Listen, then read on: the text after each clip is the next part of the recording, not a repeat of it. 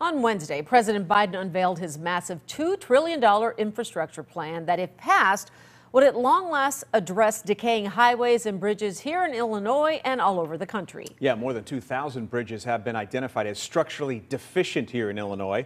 Ed Maher is the director of communications for the International Union of Operating Engineers. He's kind enough to join us this morning.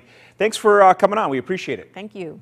Sylvia, Scott, thank you. Glad to be here. Yeah, it's nice to have you. So your union represents 20,000 plus tradesmen and women in Illinois, Indiana, Iowa. Let's leave the price tag and the politics out of it.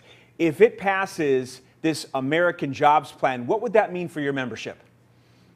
I mean, it would create jobs for heavy equipment operators, for people employed in various fields of construction. But that's not to say that this is not going to create a massive economic benefit for everyone who participates in the economy. I think one of the reasons that infrastructure generally enjoys such broad bipartisan support is every dollar spent on infrastructure creates a $3 return in the GDP.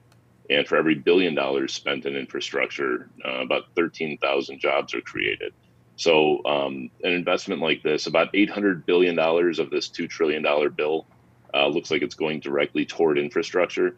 That'll make a very big difference in not only employment for construction workers, for service workers, in attracting more businesses to come to Chicago, but then it'll also enhance the safety of the roads in Illinois, which is a very, very serious concern for everyone who drives on them. Absolutely, and that is the most important thing, though. It's interesting because infrastructure also often comes with tax hikes. So sometimes, even though we all know we have to have these things fixed and it's providing all these jobs, it's like, okay, here we go, another tax hike. But what's worse is not feeling safe, which brings me to my next question to you, which is anyone who's ever driven across the Des Plaines River Bridge on I-80 in recent years has probably seen that frightening sign that reads, "Cross bridge at your own risk." But apparently I understand you have some good news for us this morning about that. Do tell. Yeah, so I mean, thanks in large part to the coverage from Fox and a couple of other networks back in 2019, once we identified the really serious problems that were facing that bridge. I mean, again, that bridge had a sufficiency score of 5 out of 100 back in 2019. Yeah, absolutely. I mean, it was stunning. The mayor of Joliet was actually putting together plans to reroute traffic to keep his residents off that bridge. But there have been some repairs started, and one of the driving forces factors in Governor Pritzker passing Illinois' largest capital investment bill ever was that bridge. So, thanks in large part to the good work that you did.